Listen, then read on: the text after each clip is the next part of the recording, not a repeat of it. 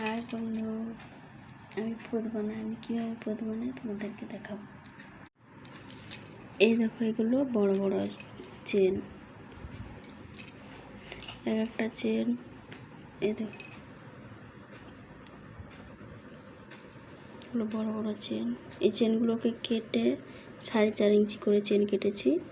এখানে ঘাড়ি, এটা ঘাড়ের সামনে থাকে বলে এগুলোকে ঘাড়ি বলে। 4.5 ইঞ্চি করে কেটেছি 4 লাইনের। এখানে 2 ইঞ্চির ছোটো চেন আছে, 2 ইঞ্চি করে লাগে ছোটো চেন। তার সাথে মণি, এই যে তার আছে, তারে এইভাবে মণি গলিয়ে, আমি মণি গলানো দেখিয়েছিলাম।